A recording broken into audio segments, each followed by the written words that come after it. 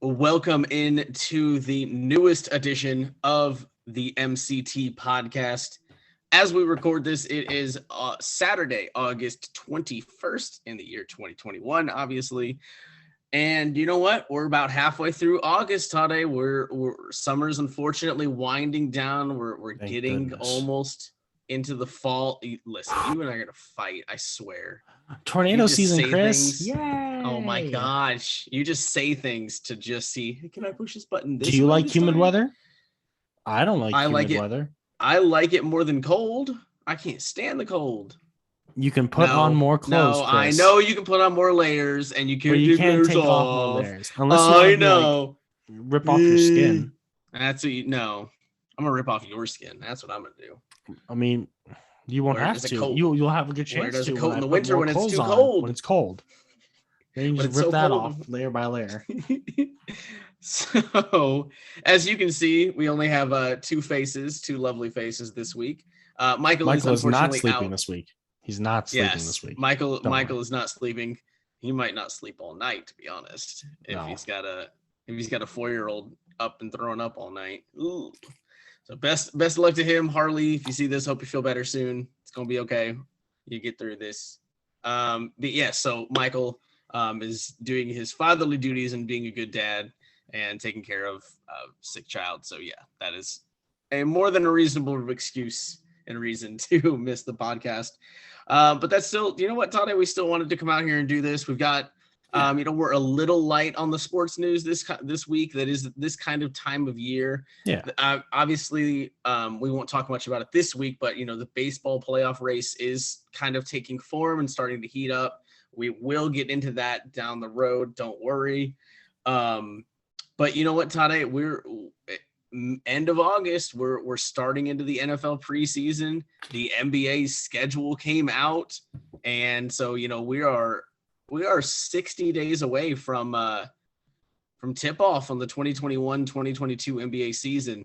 And you know what? When I think about that, I don't know how you feel about it, but I'm not gonna lie. There's part of me that just feels sorry for all these players that are about to play their third season in 2 years, and they haven't really had a break. And then think about the cats that went to Tokyo and played in the Olympics. I mean, think about like Devin Booker, Chris Middleton. Think about their schedule. They just played an epic finals battle to 6 games that Milwaukee won. That finished in July? But Chris, LeBron does this every year, so why does it matter? Oh, we've got a fun little LeBron topic. Don't you worry about that. Yeah, but I'm just saying though, LeBron did that every year for some years, and he was never injured until he went to the Lakers and needed a tank one year to get a good pick to get AD again. He had to go through. Yeah, but think about the Eastern Conference teams that he had to go through minus the Pacers. He might as well have sleepwalked through those teams. He didn't care for 10 years. He just found himself in the finals. Are you saying our Pacers teams weren't good, Chris? No, I'm saying our Pacers teams were the only competition he had in the Eastern Conference in 10 years. How dare you, good sir? The Toronto Raptors for 2 years were very tough with Kyle Lowry and DeMar DeRozan. Correct. So, you are not wrong. So that's what maybe. And then the Celtics teams they had to face that were crap. Were just really good because Brad Stevens was Coach God, and then Marcus Smart was. Did he ever push him? Did Celtics ever push him to 7? I don't think so. Yeah, they pushed him 6, I think. I could be wrong. What did you? Okay, I'll give you that because they had a hurt Isaiah Thomas, so easy pull there. I mean. So anyway, point is, I feel bad for the Devin Booker, I really do, for Devin Booker and Chris Middleton, who just played a full season, went halfway around the world, won a gold medal, and are coming back and now have a month and a half to, not even to get to basically stay in game shape and play an 82 game season. And both those guys are expected back for long playoff runs again next, summer of 2022. So, I mean, yes, I understand they're getting paid ridiculous amounts of money. This is what they want. This is what they're training for. They're in their primes. It's not going to affect them nearly as much. It doesn't still mean they're not human beings that this is you can't say it's not a tough schedule. Like it's not a tough Jason Kidd doesn't think they stretch of time. Christmas is canceled, Chris. Don't forget it. So, but I mean, look, it just is. It's rough. I don't care what way you spin it. It's rough. Like I said, we're about to start like basically our third NBA season in just like 2.5 years. Mm-hmm. It's rough. Hopefully, with them starting, kind of on time this coming season, I'm hoping 2022 to 2023 we'll get back to a nice full off season, get some rest, and then be back where we were pre-pandemic. That's fingers crossed. Obviously, things like that are still obviously up in the air. But yeah. But regardless of all that, Toddeh, let's jump right into it. We did get an NBA schedule release for every team across the league this year, and they had a chance to, kind of show some creativity, put some fun release videos out there. And the only one I obviously was slightly interested in as a team was obviously the Pacers. And if you look at how they had fun, they did like a superhero theme for their kind of Twitter video and stuff like that. So that was a fun time. But you pull back the curtains and you take a look at that Pacers schedule. There were two big things that stood out to me. They've got a rough start. I don't care who they're playing as much. Easy. The fact is, Toddeh, 11 of their first 17 games are on the road. So they're going to play, if you kind of shake it out, there's that 6 home games in 17 games. That's like one out of every 3. That's 1 out of every 3 games. So 33% of their first 17 games are at home. Obviously, that means 67% are on the road. That's just tough. That's a tough way to start the season. Now, what you hope that means is that, if they are healthy and they get through that tough stretch, and then it kind of maybe becomes a bit more of a cakewalk, a little more home game heavy in the back half of the season, that might have an advantage to itself as well. There's something to be said, I think, for playing your tougher games out the bat, right at the jump, figuring out where your strengths and weaknesses are, growing as a team, especially when you're talking about this young Pacers team who they've got a lot of question marks, because obviously health has been a major factor kind of battling against this Pacers team in the last 3 years or so. But they've got a lot of new pieces, now. They've got some young guys in there. They looked really good in the summer league. Duarte played great, even though he was not named to a first or second all summer team, which I know doesn't mean a whole lot, but it still means something, and he deserved the recognition. Now, I will say I did find some funny tweets that were like, well, he's a Pacer now. It's official. He's getting snubbed for national recognition. It it's okay. Obviously means he's most a Pacer. Improved player one year. I mean, next year after. Yeah, but you know what? I think a lot of fans. I did see a lot of tweets specifically about Duarte that were like, "Hey, I'm already ready to admit that I was wrong when I was worried about how old he was coming into the league and that he might not be able to play or whatever." They're like, I was wrong. I'm admitting it now. I'm hopping right on that bandwagon. And you know what I say? Welcome aboard. I was on it. I liked the pick a lot. I really thought it was a safe pick for an organization that took a lot of chances last year and kind of missed on a lot of them. And now they're trying to revert and change course and go the safer route. So I thought Duarte made a lot of sense for them at 13. Because we got mini Kevin Love. Not Kevin Love, mini Klay Thompson. Klay Thompson. So. Yeah, that was the craziest thing. Did you see the stuff that came out? Again, take it for with the Warriors. Who knows how true it all was. But, I'm not going to lie. It gets me excited when my team, kind of steals a guy from another team that was going to take him. That makes me feel that much better about that pick, in that moment, reading that stuff. Wasn't a GM saying Bob Meyer?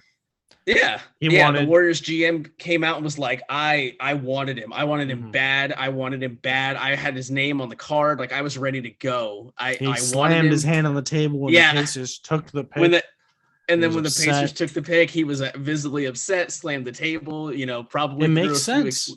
Because the Warriors did say they wanted people who were NBA ready to help the team win now. Yeah. Because they want to get on the tail end of all their superstars. Oh, yeah, for sure.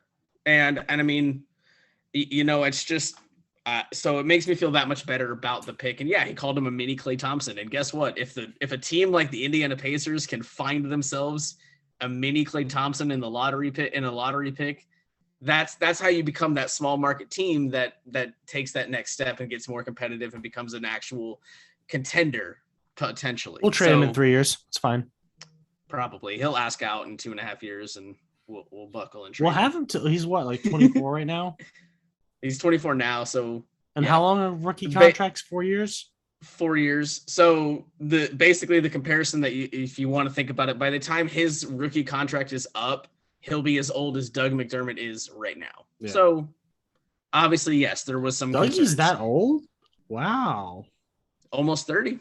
Wow, that's like Ricky Rubio. Like Ricky Rubio's only like 30. Oh, I know, and he's been around for like 15 years. Well, it's just crazy to look at these kids, because that's what they were when they came into the league. Yep. I mean, like my favorite example is my two favorite examples are Devin Booker and Miles Turner. Both of those guys are 24 years old, and they've been around for like 7 years. Like they're beyond veteran status now, and they're like not older than us, Toddeh. It's crazy. They'll get that NBA pension soon enough. At like 31. They'll be 12. Like, think about the fact that like Devin Booker's 13th year in the league, he'll be like 31. Like, that blows my mind. Because he came into the league at like 18. Crazy. Isn't that insane? He'll play his whole, like, hopefully he'll play his entire 20s as an NBA he was superstar. Fresh. He was fresh and ready because he didn't play much in college. He was on the bench. Exactly. On that Kentucky team. On that Kentucky team, yeah. I mean, again, same thing can be said for Miles Turner. He didn't play a whole heck of a lot as his 1 year at Texas. It's not like they ran him into the ground and played him 50 minutes a night. Or anything. They did make him run. So. Oh yeah, for sure. But yeah, so Pacers rough start, 11-17 on the road. It'll be a test right out the gates to kind of see where they're at and what they've got. And like I said, that could be a good thing with a new head coach Rick Carlisle and kind of figuring out.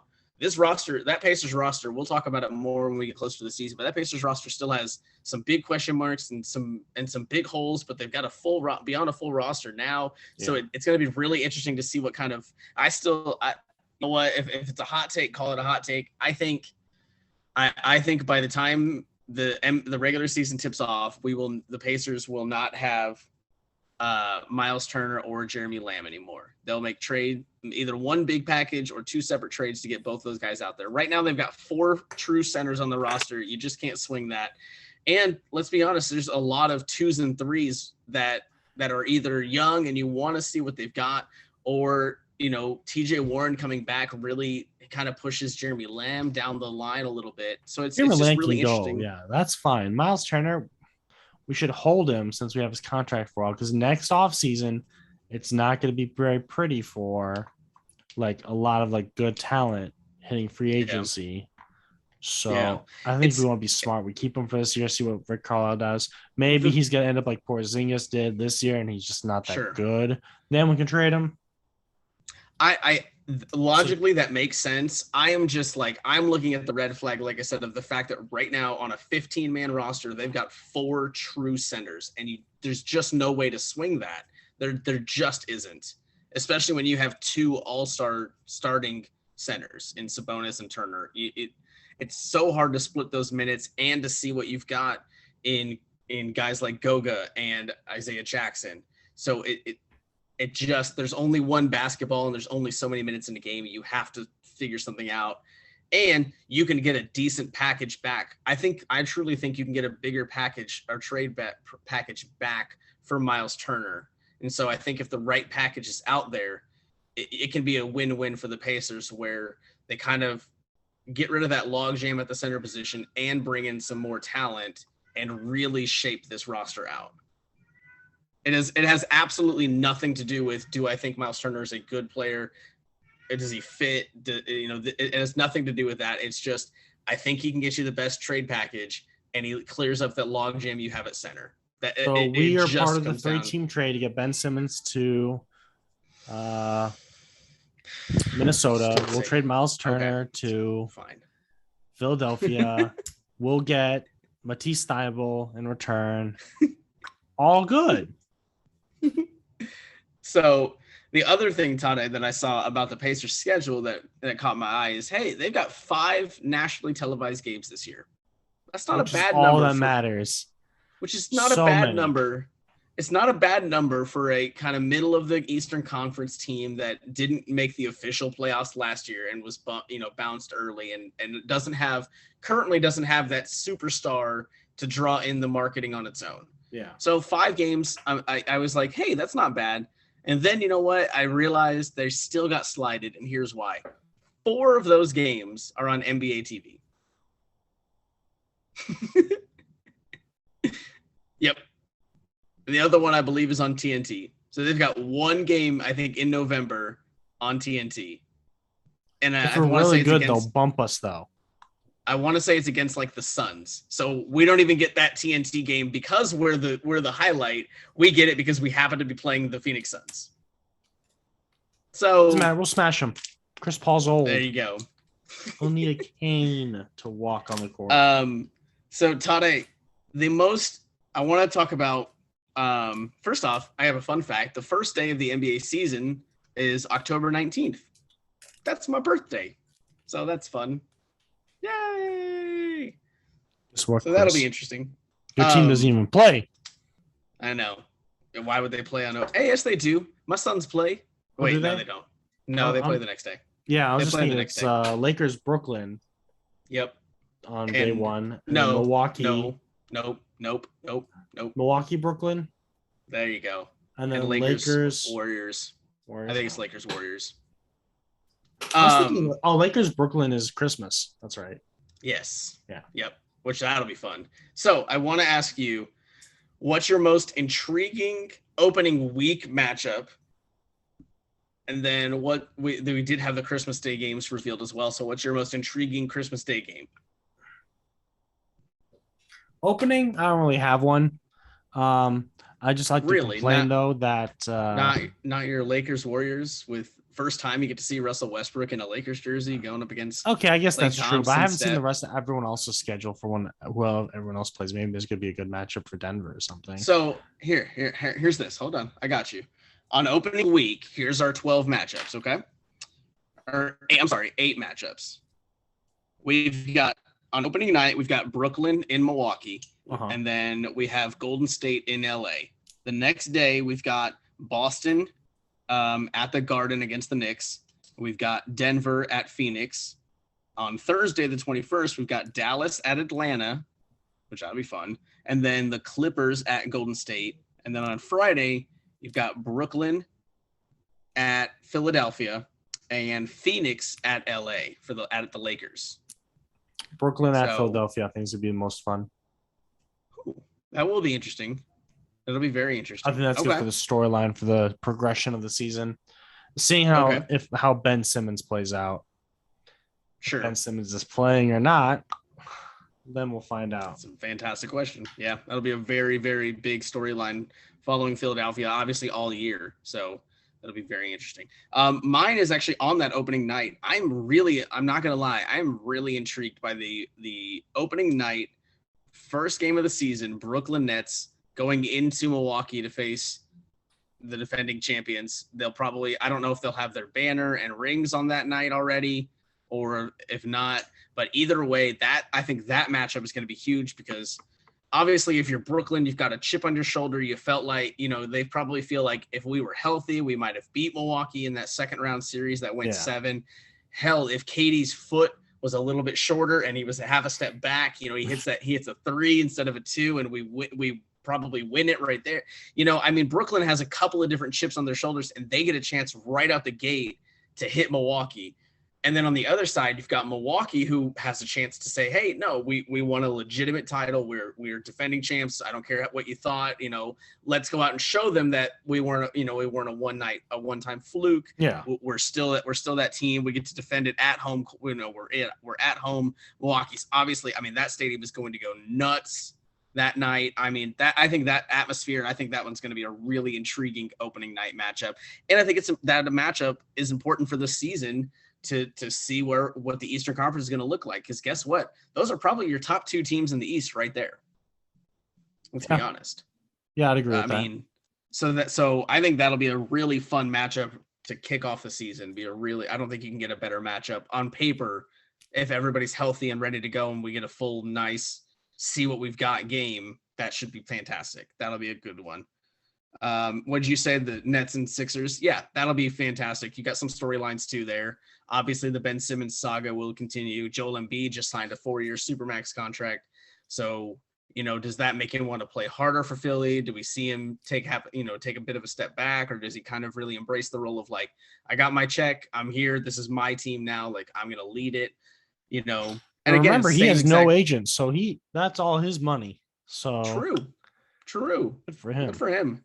Yeah. And obviously same thing for Brooklyn on that night again, at same storylines as they did for Milwaukee. So Brooklyn doesn't have easy matchups right at the gate. They got to face Milwaukee and Philadelphia both on the road in a matter of 3 days. So that won't be easy. If they can split those two, I think they'd be happy. So we'll see. Those would be very fun. What do you think about Christmas Day, Toddeh? What most intriguing matchup on Christmas Day are you looking at? Christmas Day, the most intriguing matchup is the one that doesn't exist. Why does the current MVP not get a matchup?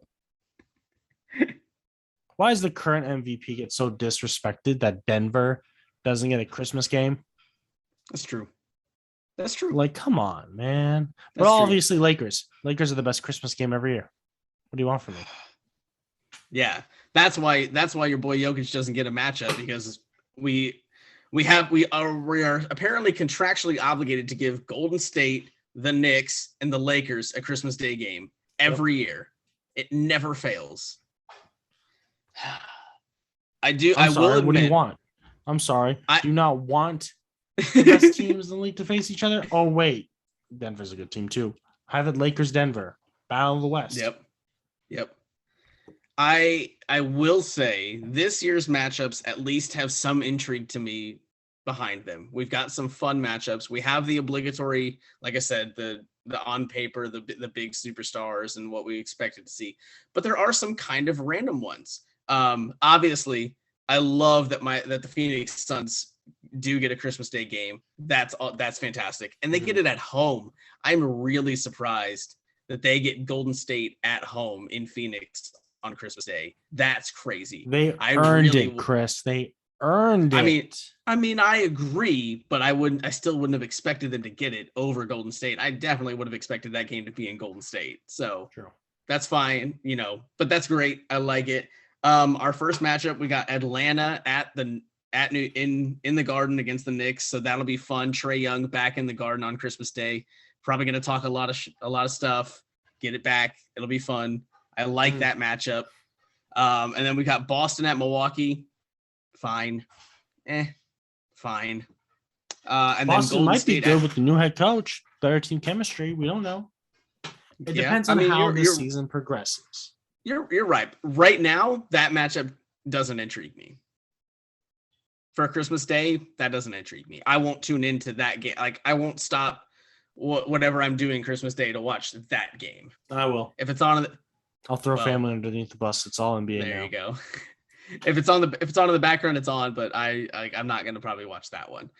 Golden State and Phoenix. Yeah, I'm watching that game. And then Brooklyn at the Lakers. Yeah, I'm watching that game. That one's gonna be a lot of fun. And then we cap it off with Dallas at Utah. That's another good one. That's maybe one of those two teams, Dallas or Utah, should be replaced with Denver. That would have been fine and maybe make some more sense. Yeah. But, the same reasons you would want Denver in, or I think the same reasons Dallas makes sense and Utah makes sense.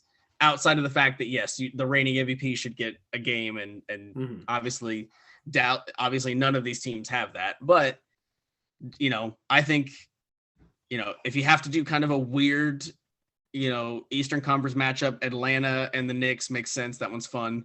And if you have to do kind of an off the radar Eastern or Western Conference matchup, Dallas and Utah makes as much sense as any other matchup. So I'm fine with it. Like I said, the only game that really doesn't intrigue me right now is Boston and Milwaukee. Like, it's fine. So which Christmas game if you're gonna watch one Christmas Day game, what are you watching? Brooklyn and Lakers? Yeah. Okay. The Lakers always have the best Christmas Day games. No matter what, no matter who's playing, always a good matchup. Whether it's Kobe Bryant, LeBron James, or Jody Meeks going off, I'll watch it. I like it. Obviously, mine. I'm gonna be, Golden State and Phoenix. It'll be a lot of fun. So, that's the one I'm most intrigued by and I want to watch. All right, we're gonna switch gears now, Toddeh. I see you got your Colts jersey, sweater, shirt on, whatever that is. It's a game. It's a game shirt that they put on the chairs there. Nice. I should have guessed that. Why would you spend money on anything? Of course, it's a free T-shirt. What? Actually, no. I got this from a buddy who went to a game. He grabbed a couple T-shirts because the seats were empty, and I'm just like, "Give me." So yeah. Not only did you get a free T-shirt, you didn't even buy the ticket to go get the free T-shirt. Nope. Yep, of course. I should have guessed all of that. That's on me. That is on you. Next time, don't think about it. Forget about it. But no. Continue about our Colts. So, yeah. So let's talk about those Colts. So we are a week and a half-ish, we'll call it, through the 2021-2022 NFL preseason. And I just want to hear, give me an overreaction of what we've seen so far this training camp and preseason. Give me a hot take. Give me an overreaction. Give me some juicy soundbite. What are you thinking? Colts are going to have the worst offensive line if Quentin Nelson isn't back. Did you forget about Eric Fisher or? So and Ryan Kelly's also hurt. He's only a too. But who's our best player on the offensive line? Quentin Nelson. It's not close. Yeah. And if he's not there, we're screwed. Because then we're not going to have any run game. Because Ryan Kelly's only pretty good. Not an all-star. Not a superstar. Not a first team all NFL. Pro. All pro, whatever it's called. I don't care. He's not a Pro Bowl. Oh, yeah, it was a Pro Bowler, I'm pretty sure, last year. People. But he wasn't worth a Pro Bowler amount of money. If Quentin Nelson isn't there, our run game suffers. That's my overreaction. Well, in that simple of a sentence, then we're going to be the Green Bay Packers of last year. Well, we have a good offensive line. This is great. Sucks in the playoffs. Oh, no. We'll be 13-3 and dominate the regular season. I'm sorry. Who's our QB? Terrible. Our QB isn't Aaron Rodgers on this team. He's going to look like I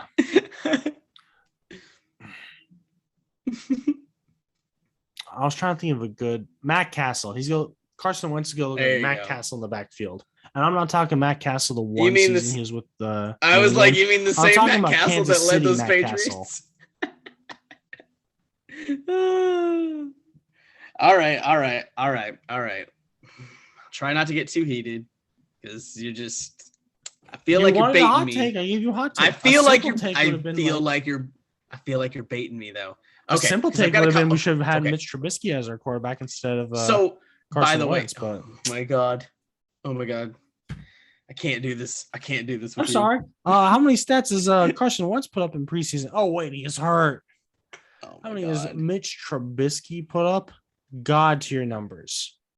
God. He went to Chicago and just like, hi everybody. You have QBs that suck. My God. First off, let me just one of the things I want to say. If Ryan Kelly is this average, not very good, doesn't deserve Pro Bowl, whatever you said, all that blasphemous nonsense, then why, as voted by all of the NFL players in the league, why did he finally make his debut in the top 100 at spot number 69? He's the 69th best player in the entire league. Not offensive linemen, not centers, not AFC. No, in the entire league, there are only 68 human beings that were ranked higher than him. His players are dumb, Chris. Oh my God. Players will vote for themselves. They'll vote for their teammates. There was a list I saw for the Colts. Yeah, that's one team. There's 30 teams in the league. 29 other teams agreed with the Colts on how good Ryan Kelly is. Nah, man. They just heard someone say, "Yeah, we gotta vote for a center here. Who's a good center?" I don't know, man. Let's give it to somebody on the Colts. They need it. They had a good line, right? Yeah. Why didn't they give it to the Green Bay? They had the best offensive line last year. Oh, wait, because they sucked in the playoffs. You know why they sucked during the playoffs, by the way? Because they lost David Bakhtiari. It's not like they stopped performing.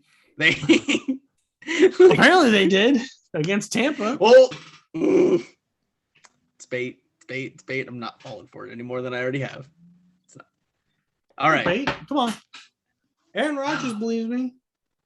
Here's my overreaction. You ready? Here's the hot take. Here's the sound bite. Chris Ballard is the greatest drafter in NFL history. Okay, I'm waiting for the hot take. Fine. Name a better. That's not a one and done. Oh, I'm Ryan Griggs and I drafted Andrew Luck. Right. Oh, I'm Bill Poley and I drafted Peyton Manning type deal. No. Like, hey, I draft good talent all around everywhere. Like, I mean, that's Seattle's Jim a couple years ago. Right. So that's the thing. That's the thing that really impresses me probably the most about Ballard is not only is he so good at evaluating talent, you know, in a couple, he does it on both sides of the ball with like whatever he's like, oh, I need my third string cornerback, my sixth overall cornerback. Let me go find this gem. Boom, plucked him. There he is. Nailed it. We're solid. Oh, I need a backup, you know, left tackle. Got him. Let's go get this cat that no one's ever heard of. You know what? We're not sure what our wide receiving room and our core is going to look like. Oh, let me take a flyer on a guy no one's ever seen. I know what the hell I'm doing. Michael Strahan, 7th round. Yeah, I got this cat. He's only 6'5", 240 pounds, goes up and high points the ball like Calvin Johnson. One's only wide receiver one routes, but you know. Bro, that's what he's going to be now. Right now. But it don't matter right now. Sure, he's a 7th round pick. You're not going to expect much from him. Right. You don't expect, like Frank Reich has already said, like, yeah, I do expect him to learn more, you know, wide receiver roles as time goes on. But right now he's taken everything we've thrown at him in stride and learned so much. And like, this is just, it's so funny that like people aren't even blinking an eye that Ballard found another, you know, diamond in the rough and a late round gem. People aren't even batting an eye. They're like, well, of course he did. He always does. But it's too bad he doesn't have the QB. He doesn't have the capital to get a QB in the first round. Anyway, a la Mac Jones. Mac Jones looks so good, Chris. He looks so good out there. Anyway, here's the other half of why I'm so excited about like Ballard's draft already this year, and I'm overreacting to it as they're playing right now against the Minnesota Vikings. Not only does he hit on these late round guys, but he also shows yet again like he just evaluates talent at an entirely another level than I've seen any other person do in like almost in sports. Toddeh, he has a giant binder, Chris. What did you want from the man? But he hits on like 90% of his picks, and he not only like hits like it's crazy. Like obviously Darius Leonard is the high bar, but again, I mean, you have guys that he's drafted that just ooze like raw talent. And then, you know, you got to give a lot of credit to Frank Reich and our coaching staff as well for molding these raw players into what we see on the field as, you know, finalized products. But all in all, like I said, it goes back to Ballard. And again, looking at, you know, I saw a highlight tonight, Toddeh, of the first round pick, Kwity Paye. I mean, absolutely destroying a Minnesota Vikings offensive lineman and getting a sack on Kirk Cousins, which felt so good to watch. We don't like Kirk here. Toddeh, I swear to you, when I tell you that Kwity Paye took Kirk Cousins down to the ground in less than 3 seconds from the ball snap, I'm telling you, he took him down to the ground. Yes, for an 8-yard loss. He covered like 10 yards of ground and a 300-pound offensive lineman in less than 3 seconds. And he only had to use one move. You want to know what that move was? I did it. It was that. That's all he did. He literally just swiped his hand away and was like, no, not going to happen. And was gone. Like his burst off the line was amazing. He literally, all he had to do was take his left hand into a windmill, and he caught the lineman's hand, pushed him away, and then just wrapped around the shoulder. Kirk Cousins never stood a chance, blew him up from the back for an 8-yard sack in less than 3 seconds from the pole snap. It's amazing. And that's the Colts' first rounder making plays like that. So again, I'm telling you, like Chris Ballard he's not only finding guys in the late rounds and missing on these high value picks. So how is this a hot take? Now you're just oozing and gushing love about Chris Ballard. I was told this was supposed to be a hot take. You're defending it, explaining it, and now it's not a hot take. Because it never was a hot take. Well, it's probably even a better GM. Miami's GM who picked Tua, and now they hate Tua. I don't know. I'll never understand that. This is crazy.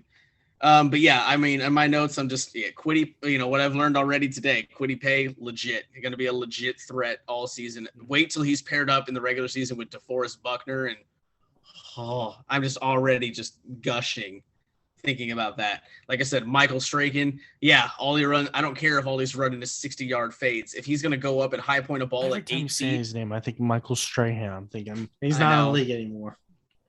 I do think the Colts, especially with how the game's gone so far today, I think the Colts have figured out their backup quarterback. I think it's Jacob Eason. Because the other guy got 2 interceptions so far.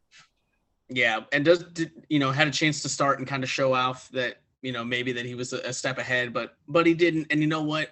It's not a bad thing. Like, it's not a bad thing that he didn't look that good tonight. Everybody, people are kind of freaking out about it. I'm like, this is a 6th round kid who, like, when he got drafted, probably never thought he was going to see any kind of meaningful snaps this early. True. Like, I guarantee you he didn't get drafted in the 6th round thinking, I bet I'll start week 2 of the preseason fighting for the backup spot. Like, no, he just didn't, no way. What backup did that? Jacoby Brissett. So, I mean, again, if you're just asking me my overreaction, and like I said, I called it the hot take because I said he's the best drafter of all time already. Like, not in a recent memory or anything. I expanded it to all time, so I'll vouch for that's why it's a hot take, because I'm sure if you go back, you can find a once we win a Super Bowl, they'll say that, or if we win if we get to a couple Super Bowls with the same guys. I am so excited to watch. It's so crazy. We talk about it every time we talk about these Colts coming into this season. I really don't think I've been more excited for a Colts season than coming into this season. Outside of honestly maybe the year that Luck retired before he retired, because we had Super Bowl expectations that year with Andrew Luck. We had the roster set, you know what I mean? Like there were legitimate contender talk that season until Luck retired. And I'm not saying I feel the same way about this team right now that they are a Super Bowl contender, but I will absolutely fight tooth and nail that they are an absolute contender in the AFC right now. Mm-hmm. Even if they have to, I'm telling you, even if Eason has to play 4 weeks and then we get Wentz back at 100%. I'm telling you, we'll be a contender once Wentz is back 100%. Yeah. I'm telling you, this Colts defense is so good. Teams won't be scoring 25, 30 points a game. The Colts running game is going to be so good. It's going to take so much pressure off of whatever quarterback is out there. Again, and it all just comes back to Ballard coming in day one saying, I'm going to build a roster. I'm going to build a full team. I'm not just going to go and try and get a quarterback who can drag subpar players to winning records. I'm going to build an entire team, a whole roster. The Tennessee and you know what? Titans. You've turned us into the Tennessee Titans. I mean, that's not the worst thing in the world. Better than being the Jaguars or the Texans. I mean, I'd rather have their quarterbacks, that's for sure. Who? Tennessee? Ryan Tannehill. Jacksonville? No. Yeah. Baby guarding Minshew. Oh, It's got to be available soon. We'll take him.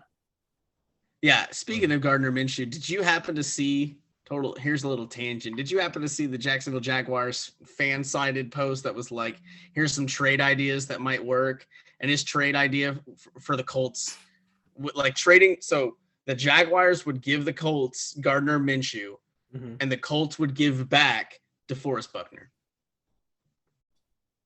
Yeah, that's an equal trade, Chris. Don't you know how good he is? Have you seen his mustache? You know how he said, "Oh man, Philip Rivers is gonna come here with like his 100 kids, and they're gonna like repopulate Indianapolis with all those kids." No. Gardner Minshew is gonna go in there. Single ladies, watch out. Mothers, watch out. He's coming for you. Toddeh, but he's talking.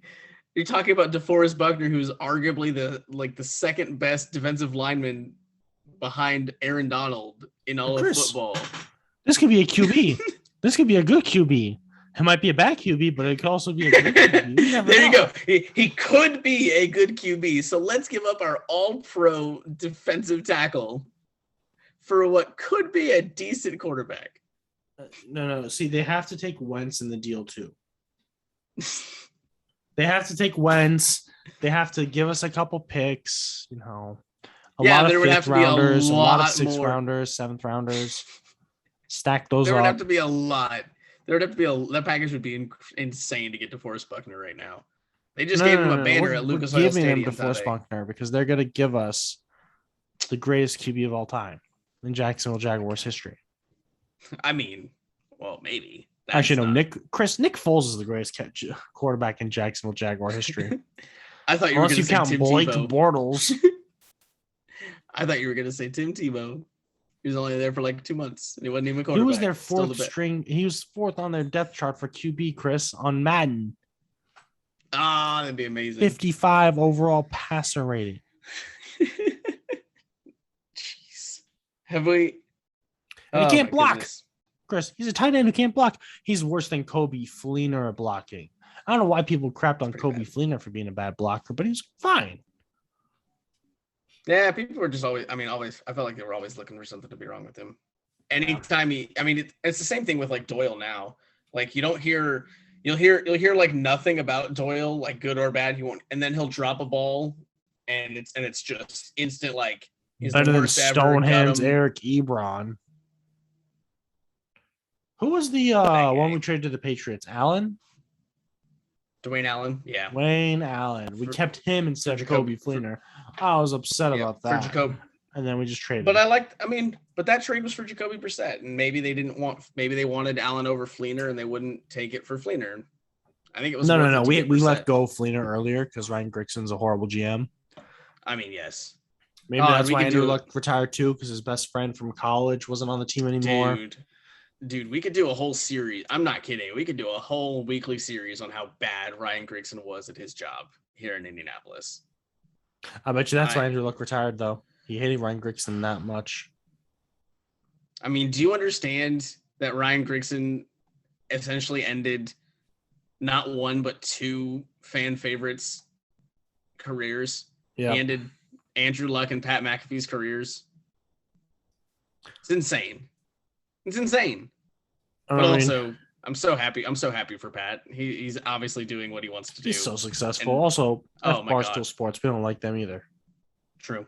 So, have we seen anything else that's caught your eye so far in the NFL preseason? I know we're not quite 2 weeks into it, so it's kind of hard to take any kind of real stock into what we've seen. Mac Jones is a good QB. Cam Newton's almost back to his normal self, but the Patriots are going to suck because they don't have anybody to throw to. Carolina doesn't have a QB because Sam Darnold's garbage. Justin Fields needs to start. I don't know why this over Andy Dalton. Andy Dalton's garbage. It's absurd that Madden decides that Carson Wentz is worse than Andy Dalton. That doesn't make sense to me. We'll get into that in a second. That's our final topic of the night. We'll break all I that won't touch up on that anymore. And then that's fine. It doesn't make sense to me why the Jaguars just don't say they're starting Lawrence.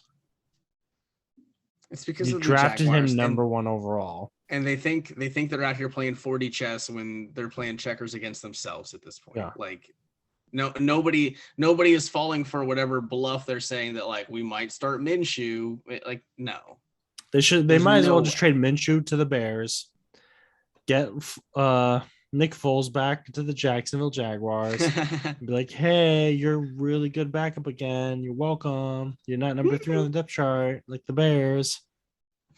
Just do that. Now, to be fair, in that scenario, I think it would actually be a bit of a win-win, especially because think about how much knowledge Trevor Lawrence could kind of learn from Nick Foles instead of Gardner Minshew, who's basically the same age as Trevor, like has the same experience that Trevor Lawrence has. So Trevor Lawrence, I mean, think about like Trevor Lawrence is not in a very good situation in Jacksonville. Let's just be honest. No. He doesn't have a veteran to lean on and learn from. He's going to get thrown into the fire right away and be expected to be the Andrew Luck savior of that team and just drag them to a winning record. And frankly, like they've got a tough division to kind of fight into a playoff race against, because they're going to have to be better than one of Tennessee or Indy. And that's going to be tough for them. Yeah. I don't care. Trevor Lawrence is not, I just don't see him being able to single-handedly take that team to 12 or 13 wins and compete for the AFC South title. And therefore, like, I think it's going to be too hard for him to find a wild card. So I don't know. It's just, it's a tricky situation. I do wish him the best of luck, even though he's, at a division rival. I want to see the kid succeed. I really do.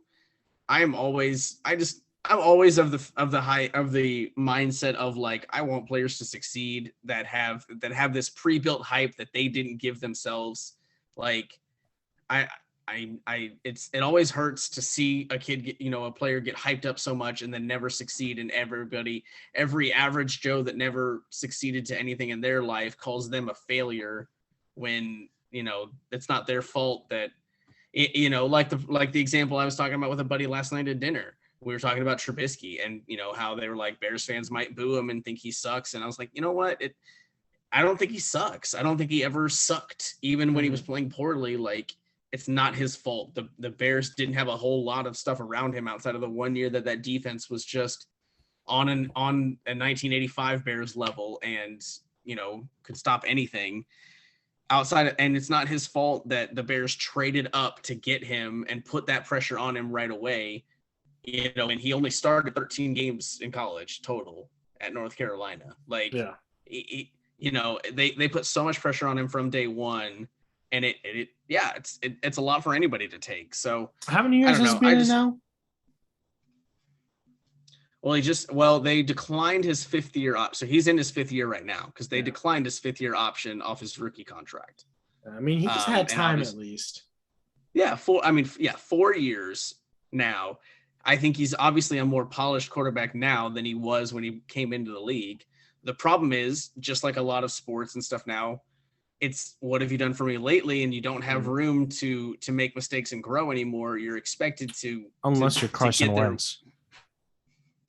I mean, I'm talking when you're coming into the league, Toddeh. I'm specifically talking about rookies and second-year guys coming into the league. They don't have a very long leash to learn and make mistakes and grow. They're, especially high draft picks, especially unless you're Carson Wentz, because Jared Goff didn't get the same stuff because he got traded. Yeah, that's true. Which I guess they both got traded the same offseason. Isn't that funny? Yeah, that is kind of wild. But, especially when you talk quarterbacks and you talk high draft picks, those guys are expected to perform right away. The only exception that I can think of in recent memory is Pat Mahomes.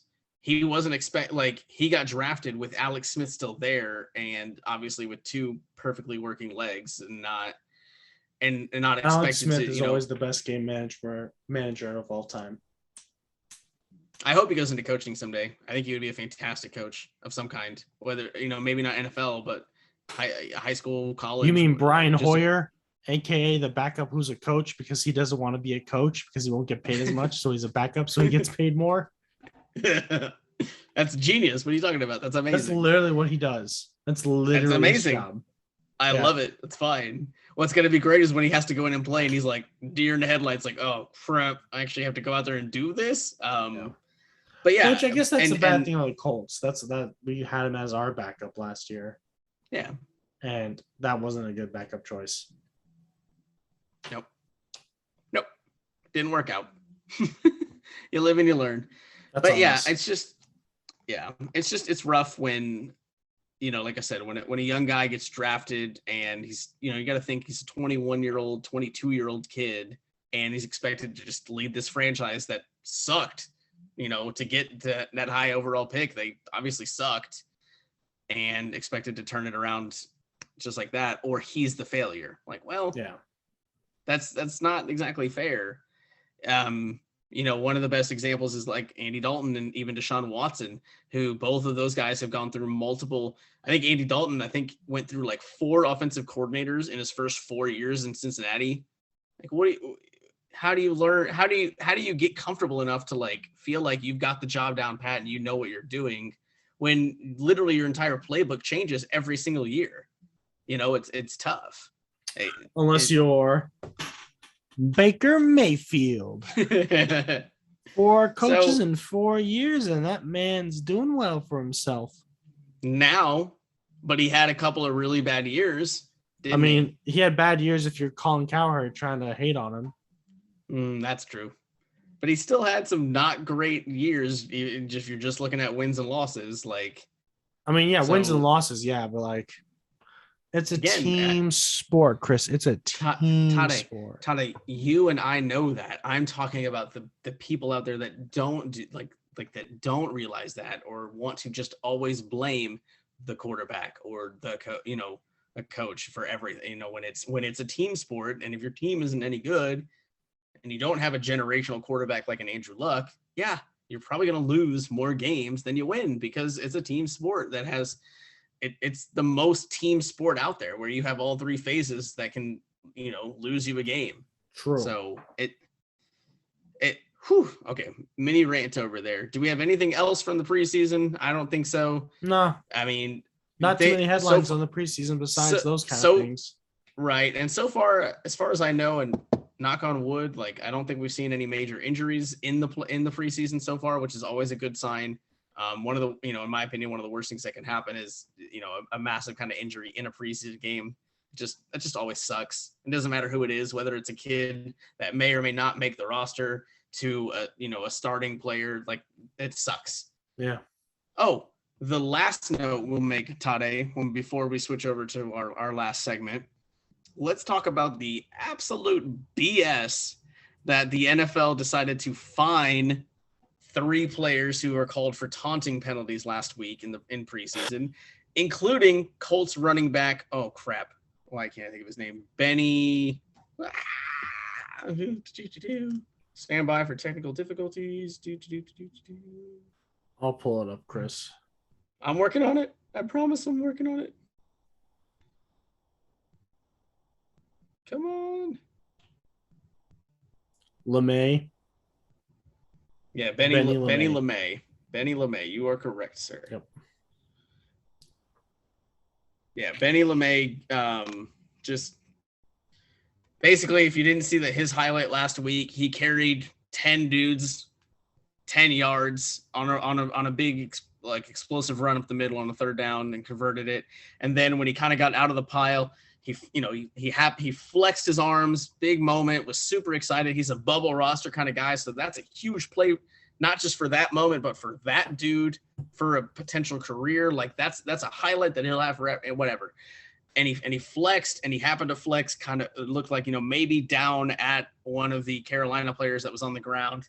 And then he did it real quick, and then he turned more to the crowd and to the sideline and flexed again, and just got a little excited. And sure enough, in the background, you see a ref throw a big old flag and gets him for taunting, which was ridiculous enough in and of itself. And then the NFL today decided to hand down fines of nearly $4,000 to 3 players, including Benny LeMay, for that taunt.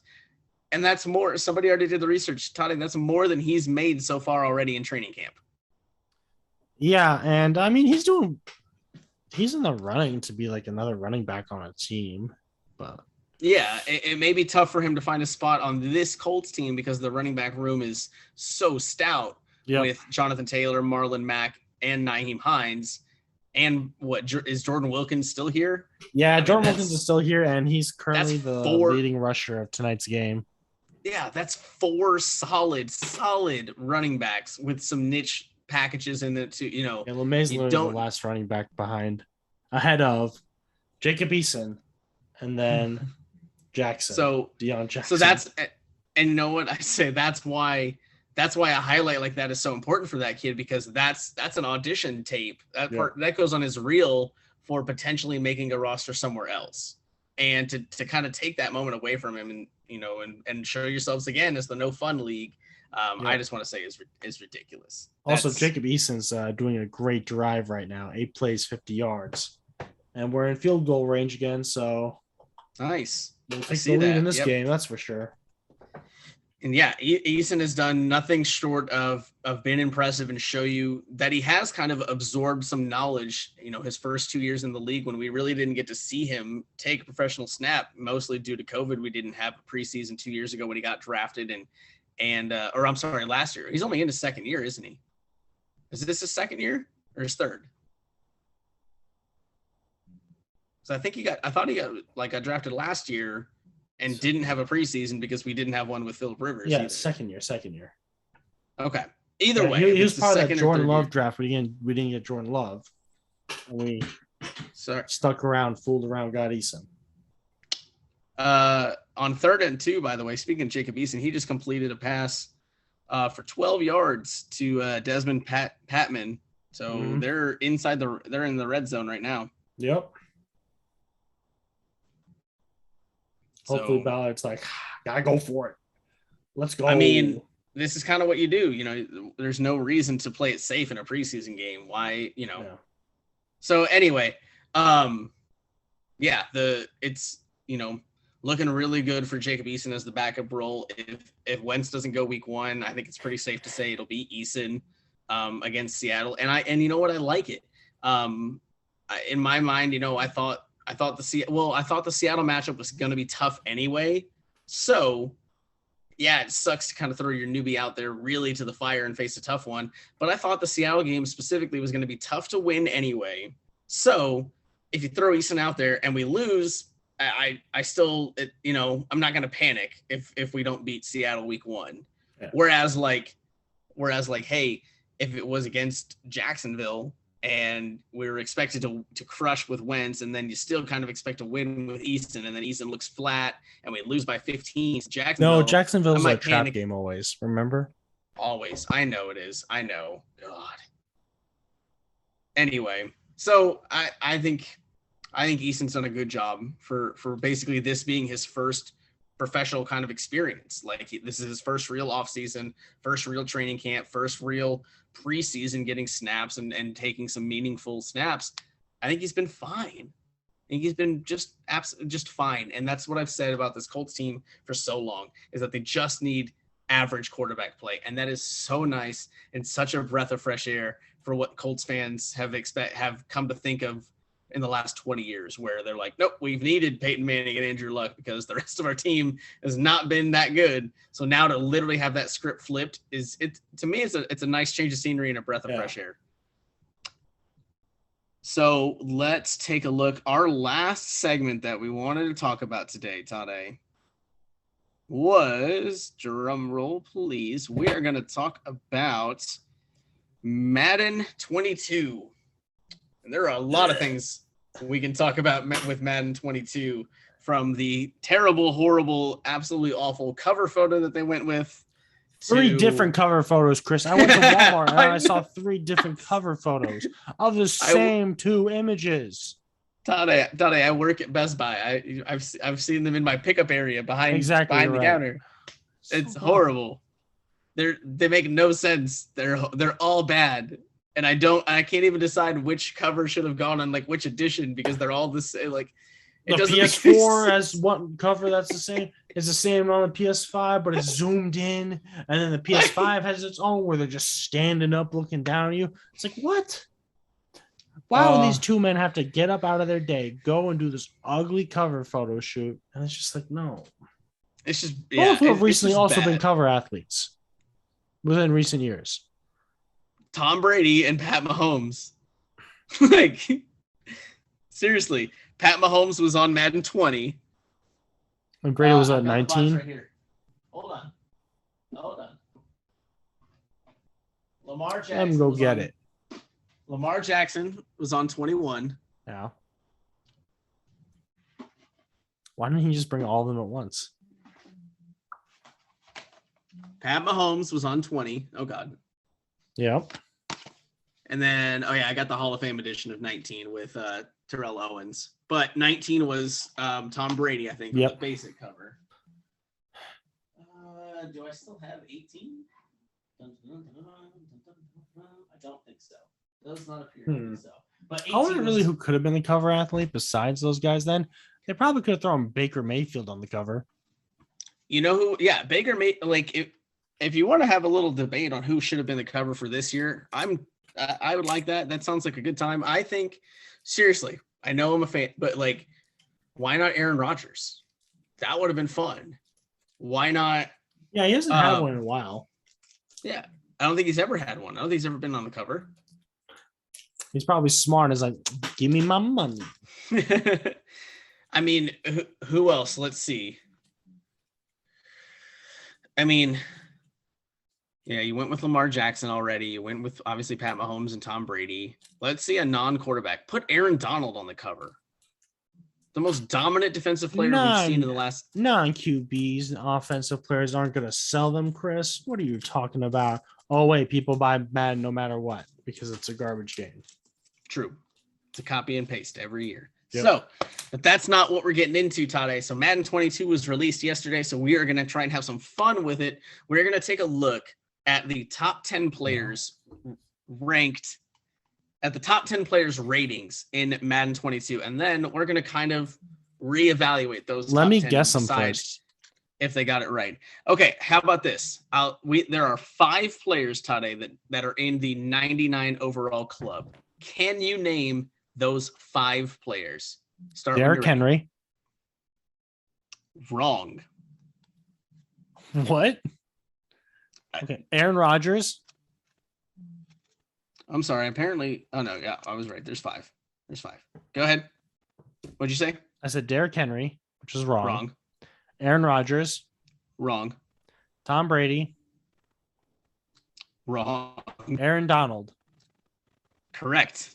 So we got 1. Aaron Donald. Quentin Nelson. I wish. Wrong.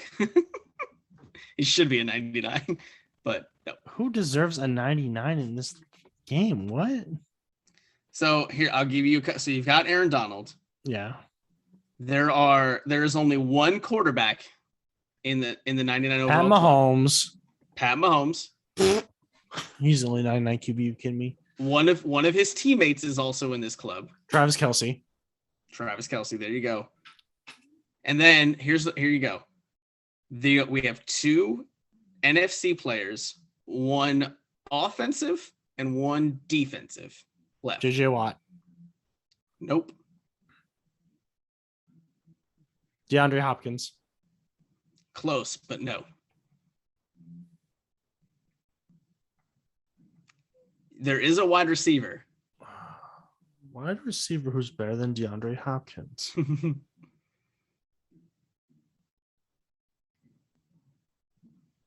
That doesn't make sense to me. Better than DeAndre Hopkins? It's his second year in the 99 club. I know that isn't. Oh, Jefferson. Oh, second year in the 99 club. Oh, that's worse. What? What? Give up? Yeah, I give up. Who is it? Devontae Adams. Okay. And Jalen Ramsey. Those two should. This is a horrible. Who makes these rankings? That's so dumb. Devontae Adams is good, but he's not 99 overall. Jalen Ramsey gets beat half the time now on the Rams. Yeah. So he's not 99 overall rating. I will defend Devontae Adams. He is, when you talk about overall wide receivers, he absolutely is up there. He has been the most consistent, the most dominant wide receiver we've seen in the last 2 years. Absolutely. Absolutely. Anyway, so to recap, we've got in our 99 league, our 99 overall team, so half of our top 10, we've got Aaron Donald, no debate there. Yeah. Devontae Adams, Jalen Ramsey, Pat Mahomes, no debate there, and Travis Kelce. No real debate there. That's fine. I have no problem with that. So order those however you want to order them. It doesn't matter. They're all tied for first, being 99 overalls. Then we get into the 98s. We have 4 98s, so they'll round out basically our number 6 through 9 spots in our top 10. We've got DeAndre Hopkins, Myles Garrett, Tyreek Hill, and Zach Martin still coming in at a 98. So for those keeping track at home, that's Zach Martin over Quentin Nelson. Just throwing that out there. And then rounding out our top. Oh crap! Well, here we go. So we have tied for 10th. We have our 97 overall players. We've got 4 of them. That is Christian McCaffrey, Stephon Diggs, Stephen Gilmore, and Tom Brady.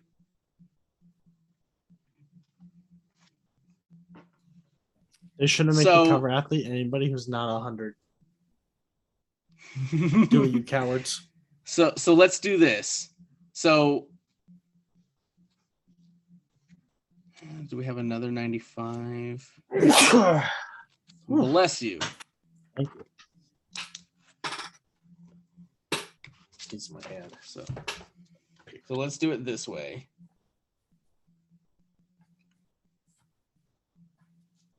Let's do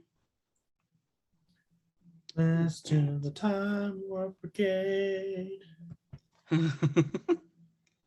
No, we hate that movie. We hate that movie. Exactly. Wow. There's a whole bunch of 95, so I'm going to... Madden has horrible ratings. Like, it's just a joke at this point. Justin Herbert is a 77 overall in this game.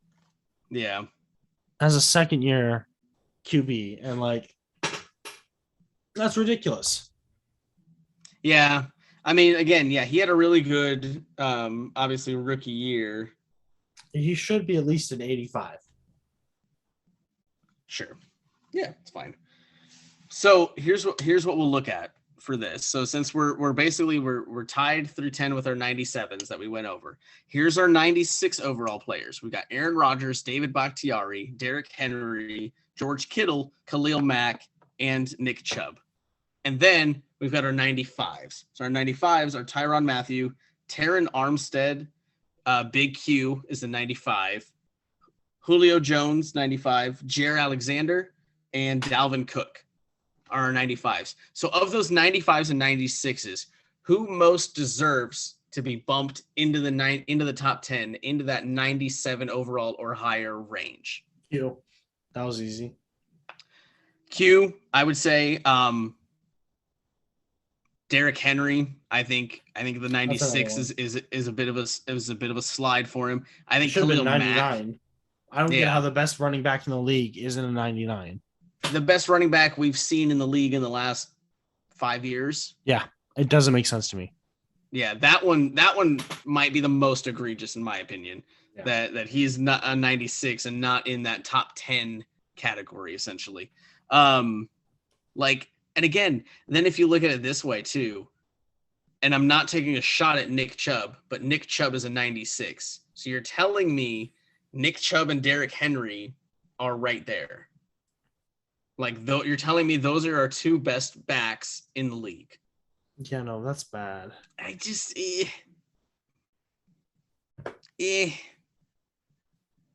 Well, okay, not our 2 best because Christian McCaffrey is a 97, and that's the other thing. You're telling me Christian McCaffrey's a better than Derrick Henry? Yeah, it's tough. I do like the respect that Jair Alexander the cornerback for the Packers, gets with a 95. That's impressive. He is really emerged. He had a big play. I know they ended up losing in that NFC title game, but it was not due to him. He had two of Tom Brady's picks. He played shutdown defense that entire game across playing against Mike Evans, Chris Godwin. I mean, he moved around. He did a hell of a job in the playoff, in the whole season last year, and the playoff run, and specifically that NFC title game. So it is nice to see him get some respect there. Yeah, and like, I don't know, it's interesting. I think Derrick Henry is the one I would need to bump up into that top 10 category. And if I'm taking somebody out of the 97s and knocking them down, Zach Martin at a 98 confuses me. Yeah, that one's weird. I don't get why. I get he's really good, but again, is he 3 overall points better than Quentin Nelson? I don't think so. So that's tough. So I would probably knock him down 2 pegs to a 96, bump Derrick Henry up. Fine. Christian McCaffrey is an interesting one at 97 just because he's coming off of a missed season, an injury. So he's just tough to evaluate. So I don't really dislike it as much as I just, you got to give him something, and you have to base it on what film you've got. And yeah, he is absolutely one of the most dominant backs. And obviously, he's a dual threat, catching the ball out of the backfield and getting yards and doing damage that way. So that's fine. Stephon Diggs has absolutely emerged as a number 1 wide receiver. Is he a 97 overall across the league? Seems a bit high to me, but he's a hell of a receiver for sure. And Tom Brady, I won't even go into that. Tom Brady's Tom Brady. It's fine. It's whatever. Tom Brady should be an 82 overall. I want to take a look. 100% luck rating. Let's take a look at.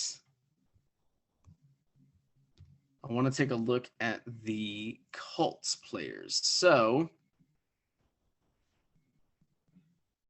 oh my gosh, it's gonna make me really do it this way. So that's just silly.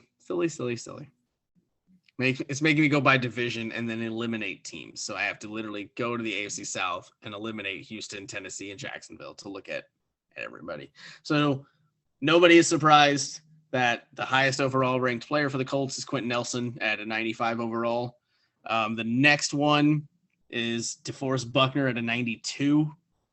The third one is travesty. It's Darius Leonard at an 89. What does that man have to do to be a 90 or higher? I don't understand. What has he tweeted about that? He's probably like, oh man. He probably pulled the LeBron and was like, thanks for fueling up the tank, and let's go get it. That's annoying when people do that. It's like Hassan Whiteside when he did that with 2K. It's like, Hassan, shut up.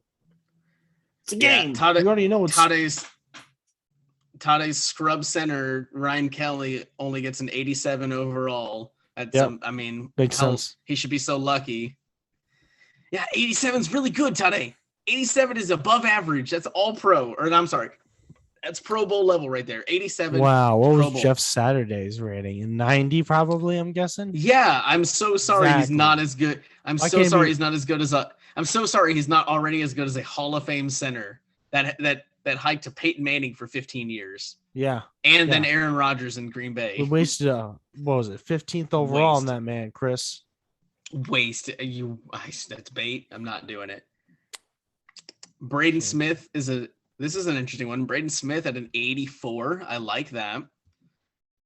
Kenny Moore gets an 84 as well, and so does Marlon Mack coming off his missed season. He still gets some respect. A bit high for Marlon, though. Grover Stewart caught some eyes. He's an 83. Jonathan Taylor entering his second year, also an 83. T.Y. still an 83. How is Jonathan Taylor an 83, but Marlon Mack's an 84? My best guess is longevity, more than one season. And people forget how good Marlon Mack is. He was 1,000-yard rusher 2 years ago. True, but Jonathan Taylor was the second best rusher last year. Third in receiving yards. And receiving yards, yeah. Or rushing yards, I'm sorry, not receiving yards. T.Y. still an 83. T.Y. live it. Makes sense. Xavier Rhodes caught some attention. He's an 81 coming into the season. That's awesome.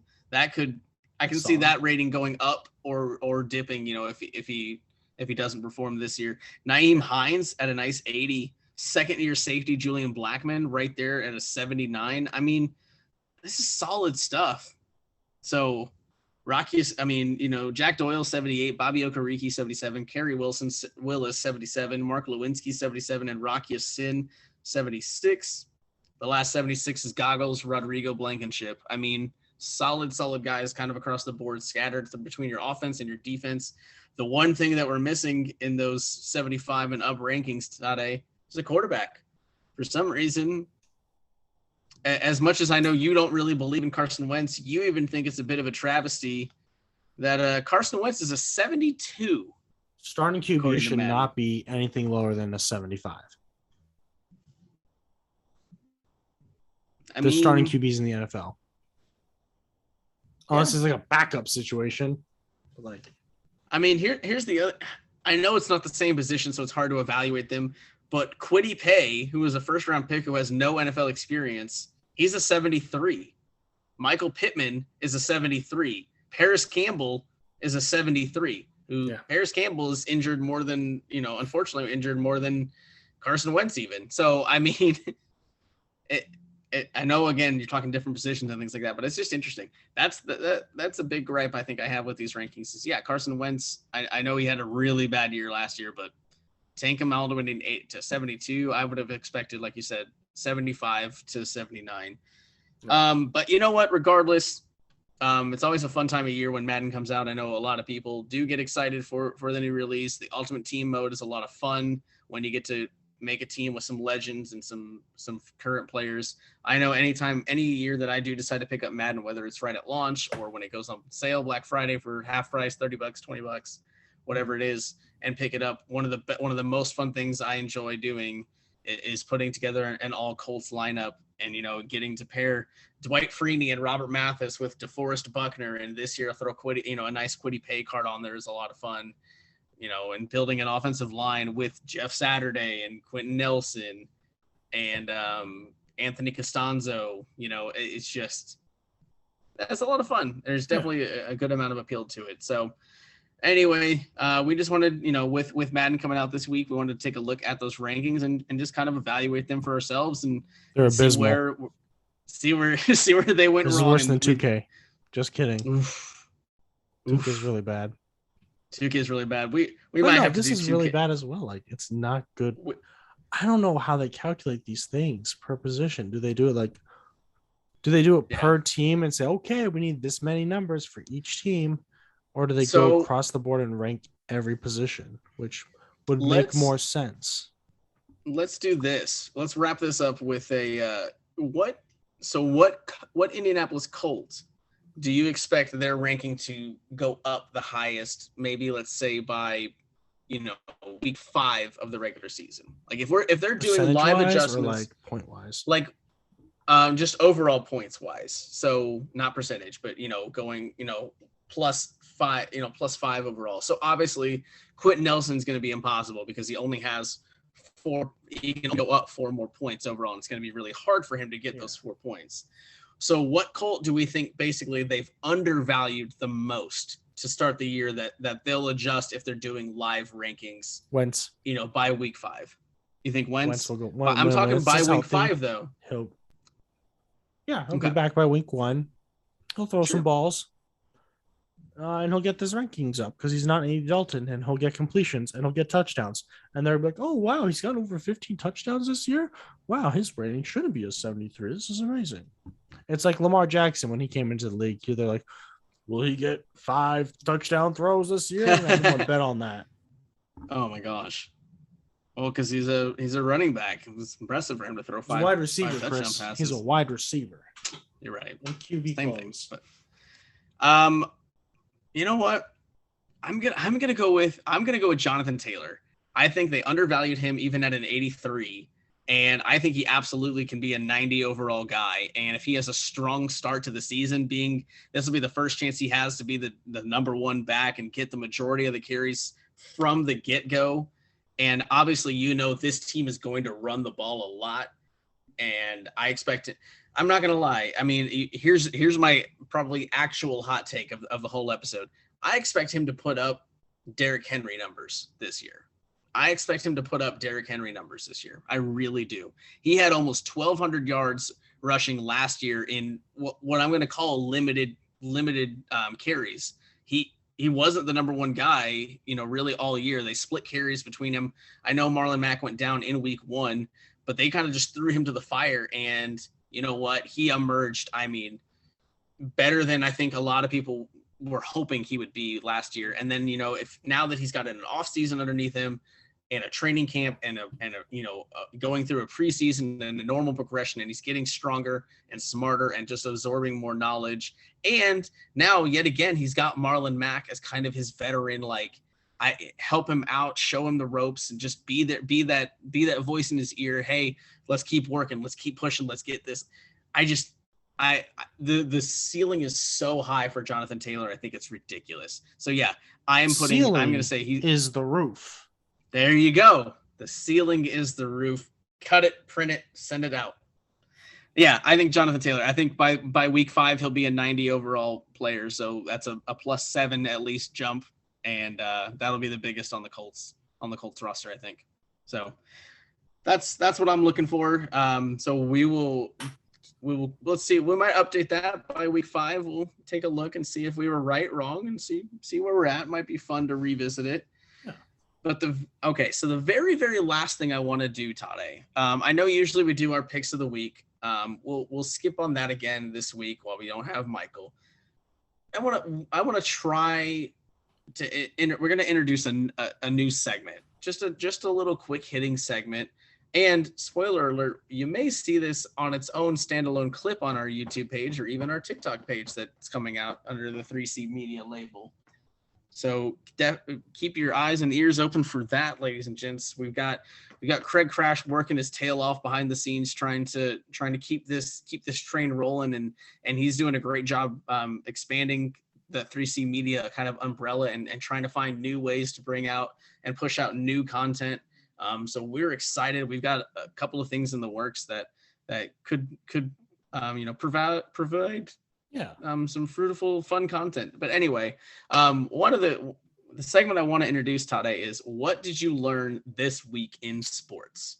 So in the last 7 days or so, what did you learn that we may not have known, 2 weeks ago? So if you'd like, I'll start us off so I can kind of give you an idea. All right. Well, sounds good. I'm ready for this one. Okay. So in the last week or so, I've learned that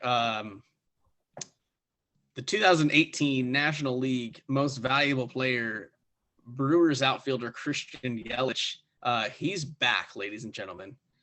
He is back. So today, Saturday, August 21st, against Washington, that man went 3 for 5 with 2 home runs, a stolen base, 6 RBIs, and one of those 2 home runs was a kind of a game-stealing grand slam in the 8th inning that he hit only about 456 feet to dead center.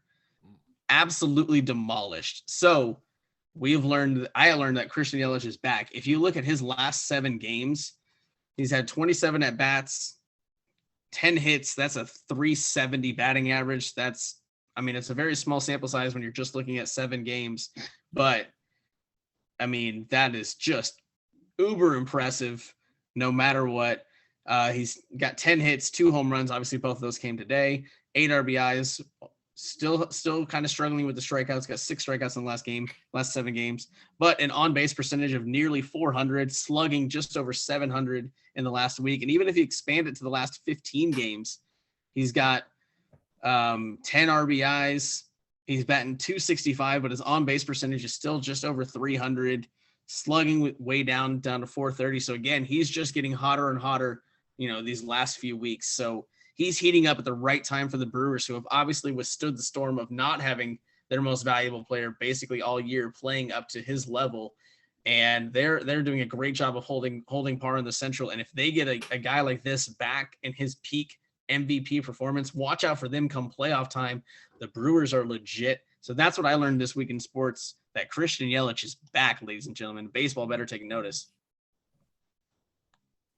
You know what, Chris? That just makes me more sad. Because what I learned is Joey Votto sucks. Ladies and gentlemen, I've been picking on hits for baseball. My bets right now have been, I do same game parlays on baseball games in which I think it's going to be high scoring. I take a look at, stats and averages. I take a look at who the pitcher is, and I think what's going to be a high scoring game. So you do your Generally, research. I pick high scoring games. However, I haven't been able to really lock down hitters. I'll put in 4 picks and I'll get 3 out of the 4 because I'll miss one. And Joey Votto's just a liar with his batting average.